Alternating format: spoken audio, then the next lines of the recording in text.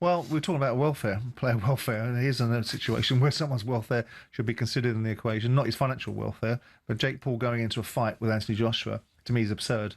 I mean, Anthony Joshua is a legitimate two-time heavyweight champion of the world. He may have got destroyed by Daniel Dubois, but notwithstanding, there's nothing physically wrong with Anthony Joshua that he can't execute. Mentally, he might be in a little bit of a difficult position after the loss to Daniel Dubois. Jake Paul, if this is not going to be, curated into a little dance around exhibition, could find himself in a way of getting seriously hurt here, like Francis Ngannou did. Francis Ngannou was an MMA fighter that got blasted out by Anthony Joshua. A fitter, more focused Anthony Joshua than the version we've got now, possibly. But this, to me, is everything that's wrong with boxing. It's a money play, nothing wrong. I don't begrudge Anthony Joshua getting 50 million quid for an easy night's work. That's fantastic returns. Most people would take it. But from the boxing world,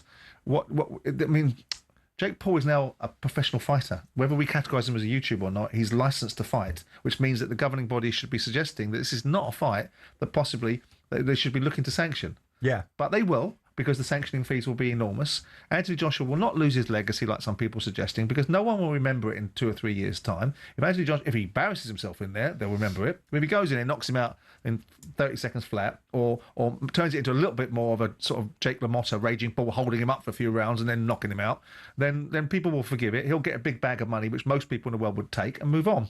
And then we'll see if he fights anybody meaningful in the year. I mean, it is like sport has become. And what I got my head around on Saturday night was the entertainment value of Conor Benn and Chris Eubank. The fighting of itself, I could be all pious about it, but the entertainment industry is so prevalent in sport now. This is entertainment. This is going to have hundreds of millions of people watching it. Of course. And Anthony Joshua gets paid, and Jake Paul hopefully gets flattened. Simon, I know the money's there, but does ultimately boxing get damaged? Well, I think so.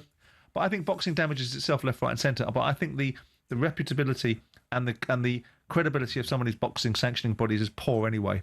But I think it does get damaged. Even if it's an exhibition fight, which it might well be. Well, then what's the jeopardy in that? If it's an exhibition fight, which it shouldn't be, if it's a proper fight, then Jake Paul is going to get demolished. He's going to get demolished.